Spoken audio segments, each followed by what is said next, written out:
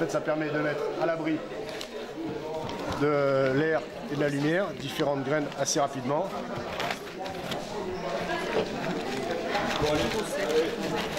Voilà. Le mouvement a lieu dans toute la Corse. Il y a beaucoup de trocs de graines qui se sont mis en place depuis quelques années.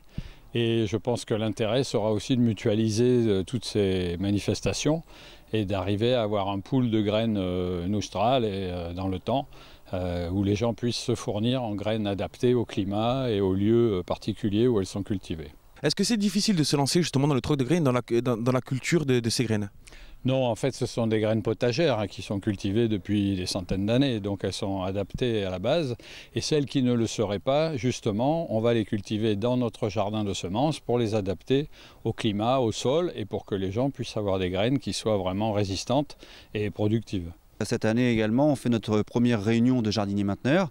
Donc le but, ce sont des gens qui ont un lieu disponible pour reproduire leurs propres graines. Et donc se former et reproduire les graines par chez eux et avoir une mutualisation avec la grainothèque. Le but, c'est d'avoir un volume assez conséquent.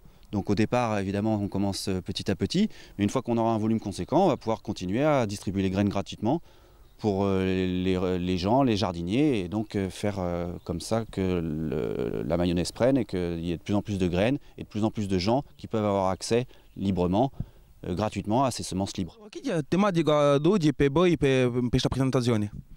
Per noi è di parlare di una varietà che abbiamo lavorato in quei momenti di anni, che è la varietà di agiola e moida.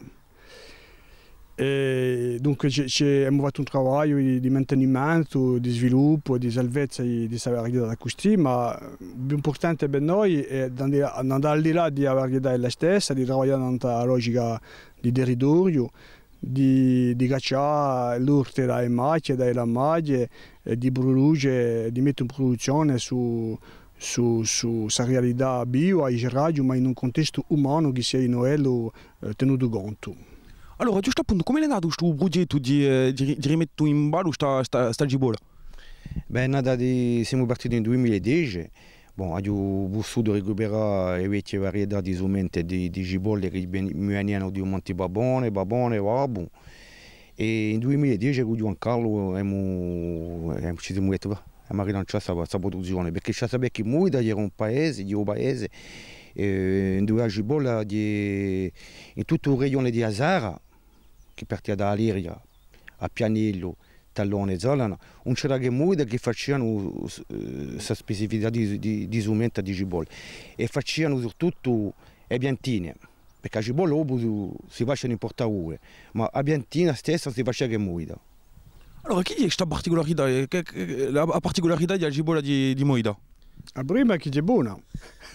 La prima particolarità è questa qui, c'è una cipolla che è abbastanza rossa, che può essere fino a 1 chilo, ancora di più secondo i casi, come una coltiveglia. E poi so che è di Noella una cipolla dolce. E rossiccia. Dunque veramente qualità che di gusto che sono magnifiche e che noi cerchiamo giustamente a mettere in risalto in maniera che la gente possa consumare con l'uso di questa varietà così.